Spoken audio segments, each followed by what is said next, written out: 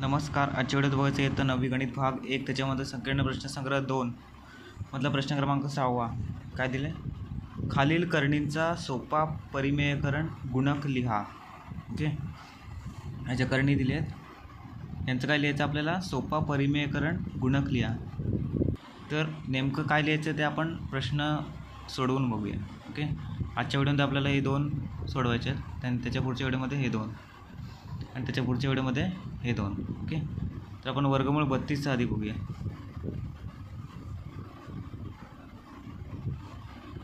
पहिला ते आपण या करणीला सोपं रूप देऊया. ओके, याची फोड करून बघूया आधी.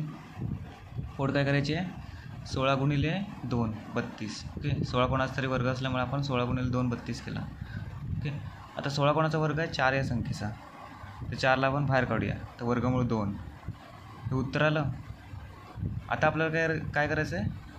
आता आपल्याला या संख्येला अशा संख्येने गुणायचं आहे की गुणाकार केल्यानंतर उत्तर परिमेय संख्या आल्या पाहिजे. ओके, म्हणजे वर्गमूळ चिन्ह कॅन्सल झालं पाहिजे. वर्गमूळ चिन्ह कॅन्सल करण्यासाठी काय करावं लागेल? किती संख्येने गुणावं लागेल आपल्याला? वर्गमूळ 2ने गुणावं लागेल. ओके, त्याकडून काय करूया? पहिला वर्गमूळ 2ने गुणूया. गुणिले वर्गमूळ 2. वर्गमूळ 2ने गुणल्यामुळे काय आलं? हे वर्गमूळ आणि वर्गमूळ चिन्ह कॅन्सल झालं, म्हणजे 4 दुणे 8. ओके, 8 उत्तर. आता 8 ही काय आहे? परिमेय संख्या आहे. ओके, 8 ही परिमेय संख्या आहे. आणि हे तर उत्तर झालं आपलं.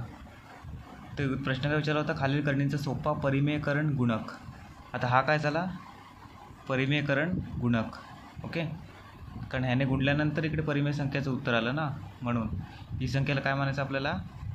करणीचा सोपा परिमेयकरण गुणक. ओके, म्हणून खाली आपल्याला लिहायचं वर्गमूळ 2 ही संख्या काय? हा करणीचा सोपा परिमेयकरण गुणक आहे.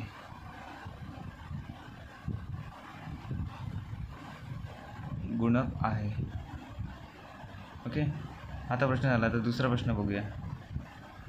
वर्गमूळ 50. याला पण सेम जसं आपण वर्गमूळ 32चं केलं तसं आपल्याला करायचं आहे. ते या दोघांची फोड करायची आहे. फोड कशी करणार? हे बघा, 25 गुणिले 2. 25 पण कोणाचा तरी वर्ग आहे, 5 या संख्येचा वर्ग आहे. 5ला आपण बाहेर काढूया आणि वर्गमूळ 2ला आपण आत घेऊया. आता वर्गमूळ 2 चिन्ह घालण्यासाठी आपल्याला वर्गमूळ 2नेच गुणावं लागणार. ओके, काय करूया? 5 वर्गमूळ 2ला वर्गमूळ 2ने गुणूया, म्हणजे काय होईल?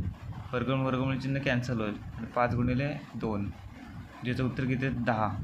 आता 10 ही पण सुद्धा काय? परिमेय संख्या आहे.